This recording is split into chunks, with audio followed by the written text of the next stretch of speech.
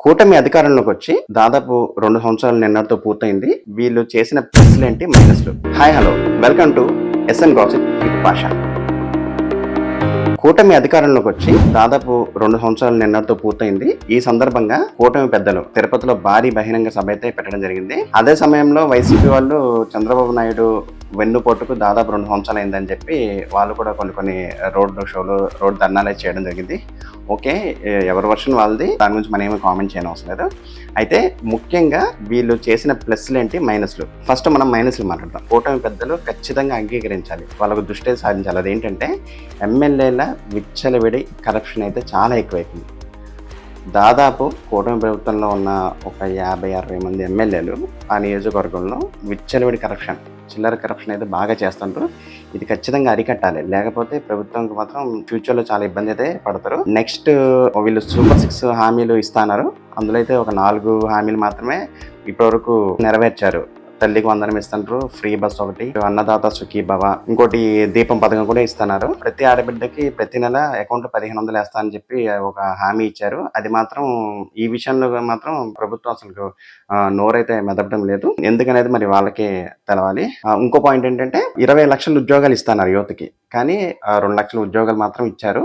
అది కూడా చూసుకోవాలి ప్రభుత్వం. ఇక అప్పుల విషయానికి వస్తే మాత్రం వైసీపీని మించిపోయారు వీళ్ళు. వైసీపీ ప్రభుత్వం చేసిన అప్పుల కంటే వీళ్ళు ఏం తక్కువ లేదు.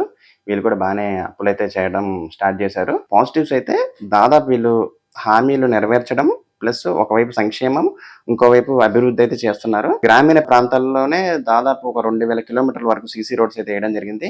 ఇక ఆర్ఎండ్బి రోడ్స్ విషయానికి వస్తే దాదాపు ఒక 4000 కిలోమీటర్లు గుంతలు పోడ్చడం కానీ, రోడ్లు రిపేర్ చేయడం అయితే చేస్తున్నారు.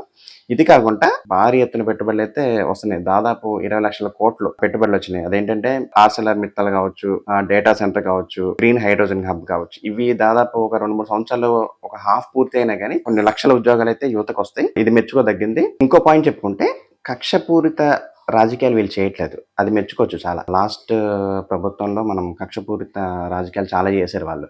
ఎవరైనా ఏదో మాట్లాడితే వెంటనే జైల్లో పెట్టడం, వాళ్ళని హింసించడం, అలాంటివి అయితే ఏం చేయట్లేదు. దాదాపు ప్రజలందరూ ఫ్రీగా ఉన్నారు. ఫ్రీగా ఏం మాట్లాడాలో మాట్లాడుతుంటారు, వాళ్ళ పనులు వాళ్ళు చేసుకుంటుంటారు. మెయిన్ అన్నిటికంటే బాగా మనం మెచ్చుకోవాల్సింది, ఒక ఆంధ్రుడికి ఒక రాజధానిని తీసుకొచ్చారు. అమరావతిలో దాదాపు ఒక 60 లక్షల కోట్ల పనులైతే వేగవంతంగా నడుస్తున్నాయి. కాకపోతే అమరావతి రైతులు ఏదో కొంచెం వాళ్ళు అంత సాటిస్ఫాక్టరీగా లేరన్న విషయాలైతే వినపడుతున్నాయి. అవి కూడా ఒకసారి ప్రభుత్వం చూసుకోవాలి. పోలవరాన్ని కూడా తొందరగా కంప్లీట్ చేస్తే ఇంకా ఆంధ్రప్రదేశ్కి చూసుకొని అవసరం లేదు. ఆంధ్రప్రదేశ్ దాదాపు అభివృద్ధి అయిపోయినట్టే. ఇవ్వండి ప్లస్లు మైనస్లు కూటమి ప్రభుత్వంలో. మీరేమనుకున్నారో కామెంట్ రూపంలో చెప్పండి. Thank you for watching SM gossip with Pasha. జై హింద్.